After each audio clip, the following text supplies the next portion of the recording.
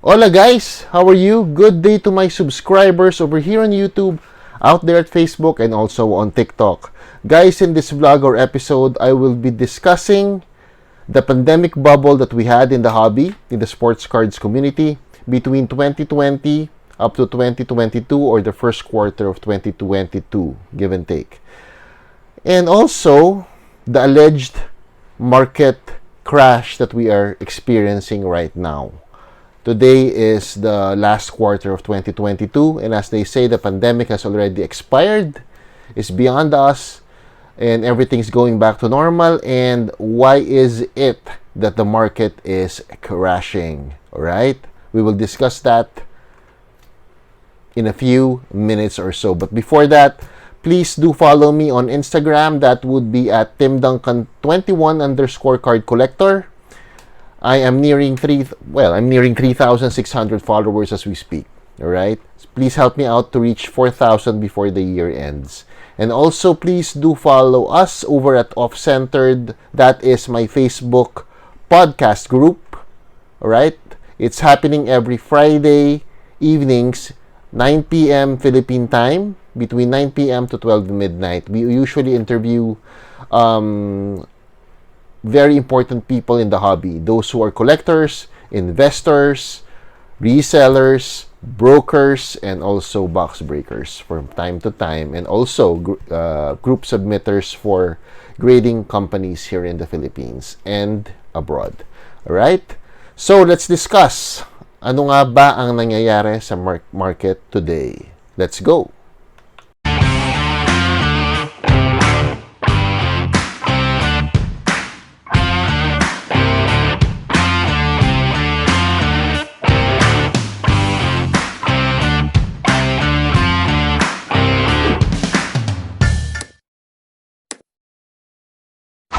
So, welcome back.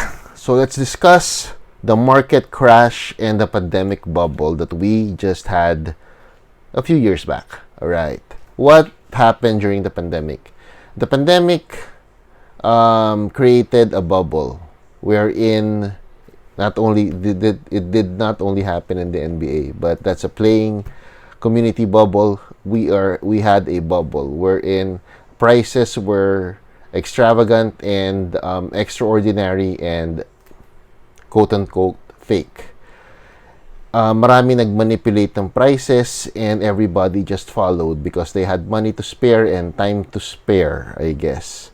Alright? Everything just went through the roof. Even the base cards that are not really that sought after or even rare just went through the roof. Alright, everything just went through the roof. Sports cards and even other collectibles. Alright. Some would argue before that the takes of the older collectors like me is wrong or are wrong. Ngayon, today, we are experiencing the downtrend of collectibles, especially for sports cards. We're talking about sports cards, alright? And it has nagkaroon na ng downtrend, meaning some say it's a price correction. I still think that some prices are still extravagant and extraordinary. It's just that ang tinatawag nila doon is price correction or market correction. Yeah, for certain cards, right? Nowadays, people are experiencing a market crash, as they say. I have seen several vlogs about it. One even featured a convention or a summit or a meet for collectors in the US, wherein there was not a lot of foot traffic. Meaning there were not a lot of people who came over to buy or even trade. But at least, if you watch the video, he was still able to do trades or even sell, I think, at the end of the day. But still, the traffic, which was really lessened, even though it was a very big summit or a convention, was alarming. Alright, it was seen as an alarming event wherein not a lot of people went out of their way to to go to the convention. All right? But yung nationals a few months back was really a huge hit. All right? Now, what do I think? Okay, as I mentioned, yung pandemic, it created a bubble, and it did. And now is the time to see where I am actually right. All right, even before that, I've always been an advocate of be careful before during those years, 2020 to 2020, the first quarter of 2022, wherein a lot of people were doing trades, were doing transactions, buying and selling, especially those who kept their cards, those who open boxes on a whim. Marami dyan nalugi. They just fell on hard times, I guess now, because their investment, if they didn't sell ASAP or as soon as possible, just went kaput. Well, it happens, all right? For those who don't listen to the older collectors, that would happen to you, all right? Now, what's happening today? I think we are having a price correction of some sort, but I do think that there is no market crash as of yet. The reason behind that there is an assumed market crash is because of the recession happening all over the world due to the pandemic, and also the devaluation of a lot of the currencies worldwide, or as I see it. The thing is, there is an adage wherein we should also look at investments in another point of view, wherein if there are not a lot of people who are looking at investments right now, maybe it's the time for you to actually look at these investments. So if you are into cards, maybe it's the time to go back to cards now, to buy and keep some of the cards that you would be able to get at a lower price. All right. Ang akin, in my opinion, there are a lot of market corrections happening, but there are also prices that are still extravagant, meaning you need to choose well. And also, some of those cards that have gone down in value are still high compared to pre-pandemic, meaning the pre-pandemic prices are still lower compared to the prices of today for certain cards. Alright? Now, anong gagawin natin for us to be able to survive this crunch or market downturn, for that matter? Alright? For collectors, for the real collectors, I don't think that there will be a problem with that because we collect what we want to collect. Alright? For investors, for that matter, that's another story. You have to choose wisely. Meaning, it's not yet the end of the world if you want to go into or dive into basketball cards or sports cards for that matter. As you can see, the Star XRC of Michael Jordan is still on a high, and that means there's no crash. All right, I'm not seeing a crash, but just a correction for certain cards that are not that really sought after. For one thing, ano ba yung mga cards na yon? These are some of the prism parallels that we were chasing before are not that valuable anymore compared to the pandemic prices because of the fact that they are not really rare. Meaning, even though number to 10 yung gold, for example, or number to 5 yung black gold, ilan ba yung ganun na itsura na Luka Doncic card? Ilan yung ganun?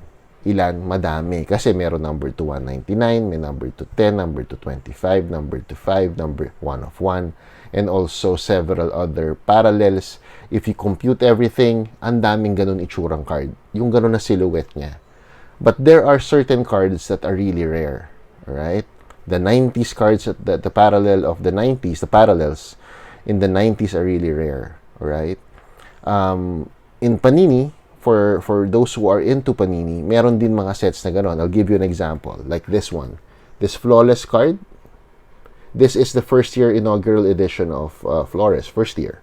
Alright? This is my Tim Duncan. This is mine. It's number 220. It's the diamond base. There you go. It's number 220. Alright?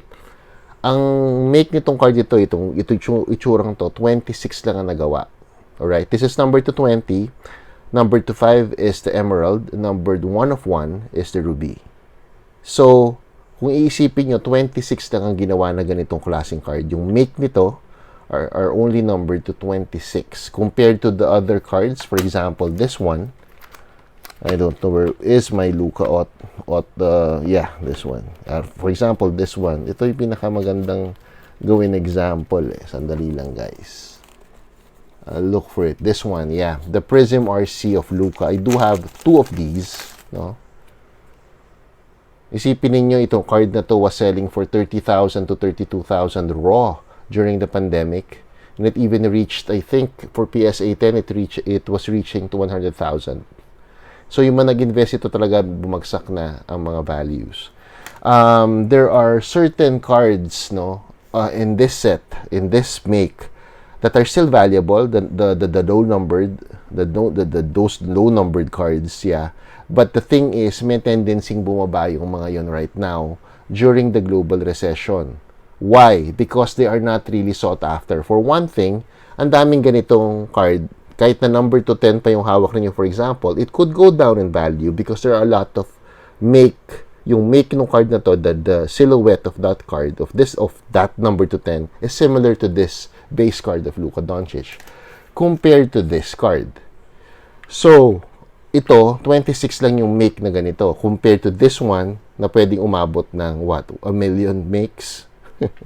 That's the problem. 1 million print runs.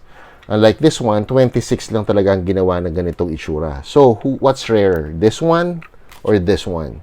Of course, this one or this one? Of course, it's this one. So, if you know what to buy, I don't think that you would really suffer the consequences of a recession or a market crunch. At the end of the day, you'll be able to sell or invest the right way. Yun ang point ko. So, again, even though there is a market crunch, assumed or a presumed market crunch right now, you could still collect actually. And it's actually the time to really delve into collectibles right now for investment purposes kasi ang economy naman ng mga bansa, they always rebound. So, there is a time for you to sell. There is a time for you to buy. If there is a market correction or a market crunch for that matter, price corrections and price, a market crunch or a market crash, that's the time wherein you should buy investments in any line of business. Ganun dapat ang thinking ninyo. So, even with cards right now, it is the time to buy if you have the capability or the finances to do so. Alright? So, there you go, guys. I hope I helped a little bit. Na huwag kayong matakot sa market crash na sinasabi ng mga ibang tao sa mga YouTube channels nila. It is inevitable. It happens. No? It's a roller coaster ride. For collectibles, for stocks, everything is a roller coaster. I have experienced 2 times na ako na experience ang market nag-crash because of the lockout in the NBA. I've experienced that during the 1998 season and also the 2011 season. So, nangyayari yun. There was a time that I was just dealing with how many people in Robinson's Galleria where we usually hold our weekly trades or meetups before the pandemic. Now it's in Green Hills, alright? So, before, I experienced yung talagang wala pa kaming 20 people who are in Galleria, who always go to Galleria to do trades or to buy cards. And that was the best time to buy, actually. Tandaan ninyo, sabi nga ng isang matalinong tao, si Warren Buffett, is that ang tao, you should actually look into things that are not being seen. Those that are not hyped. Alright? So, thank you very much for watching. Please subscribe to the channel. Alright? Again, huwag kayong matakot sa market crash na sinasabi nila. Just collect whatever you want and just invest your money into the right investments. Alright? Especially for collectibles and for basketball cards. Alright? So I hope I answered that, and please, again, please do subscribe to my channel, and please hit that notification bell so that you would be notified whenever I have a new vlog. So thank you very much, and God bless.